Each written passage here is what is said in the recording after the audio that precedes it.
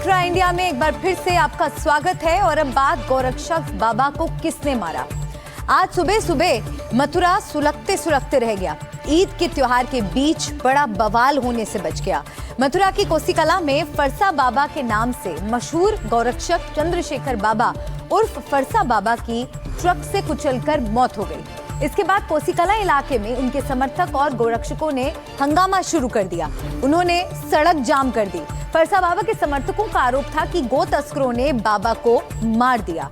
हालांकि पुलिस का कहना है कि बाबा एक ट्रक हादसे का शिकार हो गए और उनकी मौत का गो तस्करों से कोई लेना देना नहीं है। अचानक बांके बिहारी की भक्ति धरा सुलगने लगी, बवाल होने लगा। सड़क जाम कर दी गई, गाड़ियों में तोड़फोड़ शुरू हो गई। हालत ये हो गई कि पुलिस की गाड़ियों पर भी पथराव करके उन्हें तोड़ दिया गया। पुलिस से झड़प होने लगी। ऐसे हालात को संभालने के लिए पुलिस को लाठीचार्ज करना पड़ा। सुबह सुबह मथुरा के कोसीकला इलाके में ऐसे ही बवाल का आलम था, क्योंकि गोरक्षक चंद्रशेखर और फरसा बाबा की ट्रक से कुचलकर मौत हो गई थी। फरसा बाबा का इलाके में बहुत नाम है। गायों की सेवा को लेकर बहुत सजग रहने वाले माने जाते थे। गौ सेवा के चलते ही उनकी बड़ी संख्या में अनुयायी थे। बाबा के समर्थकों तक बात पहुंची कि गो तस्करों ने फरसा बाबा को कुचलकर मार दिया है। इसी के बाद हंगामा शुरू हो गया। आरोपियों की गिरफ्तारी की मांग शुरू हो गई और समूचा मथुरा हर तरफ जाम होता नजर आया। पुलिस यहाँ पर मौके पर है और पुलिस इस जो हाईवे है उसे खुलवाने की कोशिश कर रही है। मौके पर पहुंचकर जो भी स्थिति है उसे काबू करने की कोशिश कर रही है। लेकिन अभी भी जो बताया जा रहा है कि यहाँ पर जो गौरक्षक हैं वो हटने को तैयार नहीं है, उन्हें हटाया जा रहा है। लेकिन घटना बहुत बड़ी हो गई है, क्योंकि यहाँ पर उन्होंने पथराव किया। पथराव के बाद पुलिस ने आंसू गैस के गोले छोड़े और जो घटना है वो जो लोग हैं, जो गौ सेवक हैं, वो मांग कर रहे हैं कि जल्द से जल्द गिरफ्तार किया जाए। फरसा बाबा की मथुरा में दूर दूर तक बड़ी इज्जत और सम्मान है और इसीलिए बिना समय गवाए पुलिस एक्टिव हुई। पुलिस ने जो कुछ बताया उसके मुताबिक फरसा बाबा एक हादसे का शिकार हो गए। उनका जो एक्सीडेंट था वो हुआ था। आपको तस्वीर अगर मैं दिखाऊं तो ये देखिए, ये जो राजस्थान नंबर प्लेट का आपको ट्रक दिख रहा होगा, पूरी तरीके से क्षतिग्रस्त ये ट्रक हो चुका है। अगर साफ देखा जाए तो समझ सकते हैं कि कितनी जोरदार टक्कर वो रही होगी। दरअसल जो जानकारी अब तक मिली है वो ये है कि जब चंद्रशेखर बाबा सुबह 4 बजे के करीब एक ट्रक का पीछा कर रहे थे और नागालैंड नंबर का प्लेट का वो ट्रक था, उसे रोक करके वो खड़े हुए, तब पीछे से ये राजस्थान नंबर प्लेट का ट्रक जो था वो आया और जोरदार टक्कर इसकी ट्रक से भी हुई और बाबा को भी जोरदार टक्कर इस ट्रक से लगी, जिसकी वजह से बाबा की मौके पर ही मौत हो गई।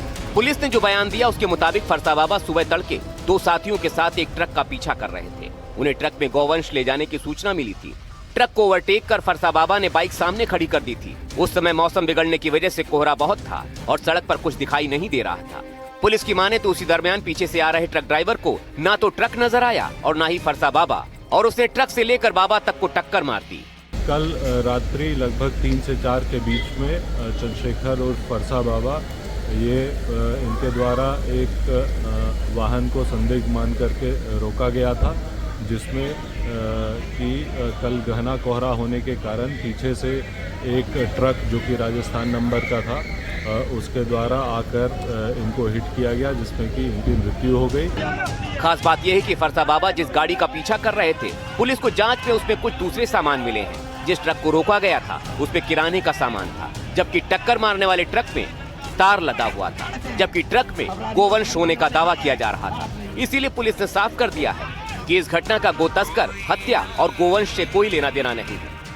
जो कंटेनर इनके द्वारा रोका गया था उसमें किराने का सामान पाया गया और जो ट्रक पीछे से आया राजस्थान नंबर का उसमें तार लदे हुए थे। जो ट्रक है उसके चालक और परिचालक दोनों अलवर राजस्थान के रहने वाले हैं और ट्रक दुर्घटनाग्रस्त हुआ और चालक भी चोटिल हुआ है, जो कि उपचाररत है। इसमें गौ तस्करी की किसी प्रकार की कोई बात नहीं आई है। पुलिस सूत्रों की माने तो पुलिस अब इस बात की जांच कर रही कि आखिर फरसा बाबा की मौत को हत्या किसने बताया। वो कौन है जिसने फरसा बाबा की दुर्घटना में हुई मौत पर झूठी खबर फैलाई। वो कौन है जिसने लोगों को सड़कों पर झूठी खबर के साथ उतार दिया। मामले में अब तक 10 लोग गिरफ्तार हो चुके हैं। फरसा बाबा के आश्रम में बड़ी संख्या में गायों की सेवा होती थी। ऐसे में उनके जाने के बाद अब उसकी देखरेख का पूरा जिम्मा प्रशासन ने उठाने का बेड़ा उठाया है। इसके अलावा प्रशासन ने फरसा बाबा का समाधि स्थल भी बनाने के लिए भरोसा दिया है।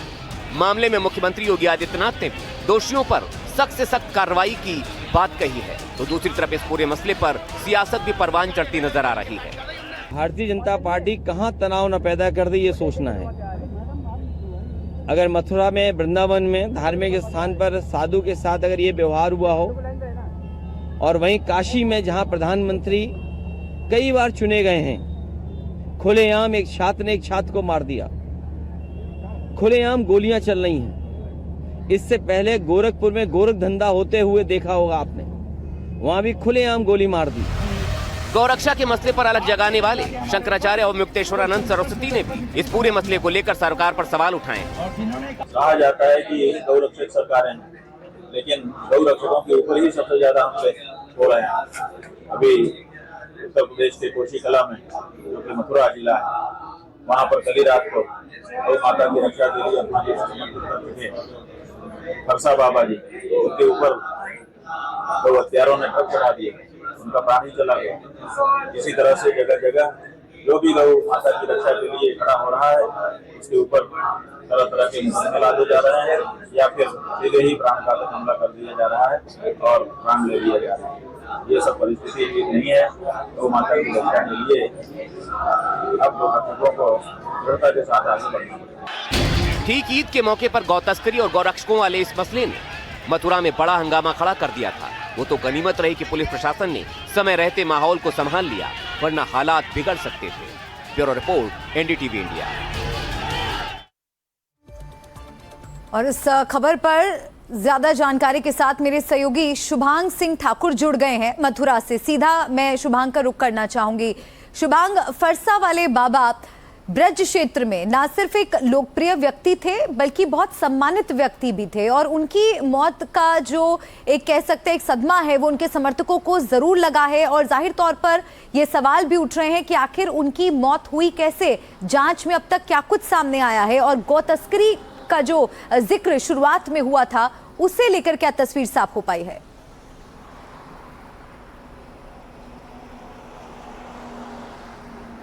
बिल्कुल, देखिए जो बाबा हैं उनका साफ तौर पर उनके बहुत से भक्त थे, बहुत से उनके सहयोगी थे जो उनको बहुत मानते थे, और यही कारण है कि ये जो आक्रोश देखने को मिला, उन्होंने सड़क जाम कर दी, वो उसी प्रेम को लेकर के या उनकी जो इज्जत करते थे उसको लेकर के किया गया था।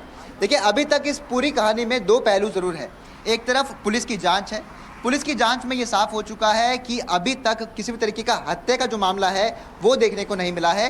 साफ तौर पर एक एक्सीडेंट का मामला यहाँ पर पुलिस बता रही है। पुलिस का कहना है कि नागालैंड के ट्रक को रोक करके बाबा उस समय उससे बात कर रहे थे, पीछे से राजस्थान नंबर प्लेट का एक ट्रक आता है और वो उनके ऊपर चढ़ जाता है, जिसकी वजह से जो ड्राइवर गाड़ी ट्रक चला रहा था राजस्थान नंबर प्लेट का, उसकी भी अस्पताल में इलाज के दौरान मौत हो चुकी है और बाबा की स्पॉट पर ही मौत हो गई थी।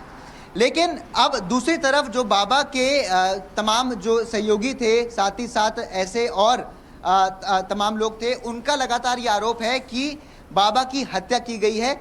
जब हम बाबा के आश्रम पहुंचे तो वहां पर हरिओम नाम का एक शख्स एनडीटीवी की टीम को मिला। वो उस समय बाबा के साथ वहां पर मौजूद था। उसका कहना है कि जब इन लोगों ने उस ट्रक को रोका था तो राजस्थान नंबर प्लेट का ट्रक जानबूझकर उनके ऊपर आकर के चढ़ गया। बाबा ने हरिओम की जान बचा ली लेकिन खुद की जान ना बचा सके। तमाम जो दूसरे वहां पर गौरक्षक थे उनका कहना है कि ट्रक के अंदर गाय को देखा गया था और उनका आरोप ये भी है, वो सीधा पुलिस पर आरोप लगा रहे हैं। वो कह रहे हैं कि पुलिस ने गाय को वहां से हटा करके परचून का सामान उसमें भर दिया। तो अब इस तरीके के जो आरोप है वो लगातार पुलिस पर तमाम जो गौरक्षक है वो जरूर लगा रहे हैं, लेकिन अभी तक की छानबीन में पुलिस का एक ही पक्ष है। उनका कहना है कि इसमें हत्या का कोई भी मामला बिल्कुल, देखिए बात यहाँ है। उत्तर प्रदेश की है, एक ऐसा राज्य जिसके मुख्यमंत्री खुद एक संत है। वहां पर एक गौरक्षक की अगर हत्या हो जाती है तो सवाल तो उठने लाजमी है, जैसा कि हमने आपको दिखाया कि कैसे स्वामी अभी मुक्तेश्वरानंद भी इस पूरे मामले को लेकर सवाल उठा रहे हैं। तो अखिलेश यादव ने भी कई सवाल पूछे हैं। ऐसे में अब आखिर ये हुआ क्या, इस मौत के पीछे का सच क्या है, ये जांच का विषय बना हुआ है। शुक्रिया शुभांग आपका फिलहाल पूरे अपडेट के लिए। और इस बीच एक बड़ी खबर आपको बता दें, प्रधानमंत्री मोदी ने आज ईरान के राष्ट्रपति से बात की है। पीएम ने एक्स पर ट्वीट करके इसकी जानकारी देते हुए कहा कि मैंने राष्ट्रपति डॉक्टर मसूद पेजेश्कियन से बात की और उन्हें ईद और नवरोज की शुभकामनाएं दी। हमने आशा व्यक्त की कि ये त्योहारी मौसम पश्चिम एशिया में शांति, स्थिरता और समृद्धि लाए। क्षेत्र में अहम बुनियादी ढांचे पर हुए हमलों की निंदा की जो क्षेत्रीय स्थिरता को खतरे में डालते हैं और ग्लोबल सप्लाई चेन को बाधित करते हैं। जहाजों की आवाजाही की स्वतंत्रता और ये सुनिश्चित करने के महत्व पर जोर दिया गया कि जहाज रानी मार्ग खुले और सुरक्षित रहे। ईरान में भारतीय नागरिकों की सुरक्षा के लिए ईरान के निरंतर समर्थन की सराहना की।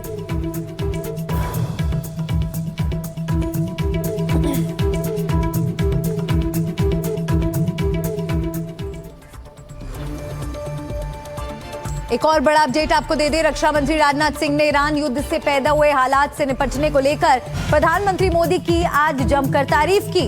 उत्तराखंड सरकार के 4 साल पूरे होने के मौके पर राजनाथ सिंह ने हल्द्वानी में एक रैली को संबोधित करते हुए कहा कि जब दुनिया में युद्ध चल रहा हो तो कोई भी देश उसके असर से बच नहीं सकता, लेकिन आज तक हमारे प्रधानमंत्री जी ने अपनी योग्यता और सूझबूझ से भारत को संकट में फंसने नहीं दिया। इस संकट को दूर करने के लिए पीएम मोदी जो भी प्रयास कर रहे हैं, सबको उसका समर्थन करना चाहिए। राजनाथ सिंह ने पीएम मोदी की तारीफ की। युद्ध का जिक्र करते हुए पीएम मोदी की तारीफ की, क्या कहा सुनिए। में युद्ध चल रहा है, हो सकता है यहाँ ऊर्जा का संकट पैदा हो, यहाँ खाद का संकट पैदा हो जाए।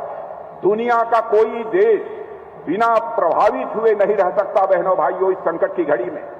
हो सकता है उस संकट से भारत भी प्रभावित हो, लेकिन आज तक हमारे प्रधानमंत्री जी ने अपनी योग्यता, अपनी क्षमता, अपनी सूझबूझ के आधार पर भारत को उस संकट में अभी तक नहीं फंसने दिया है।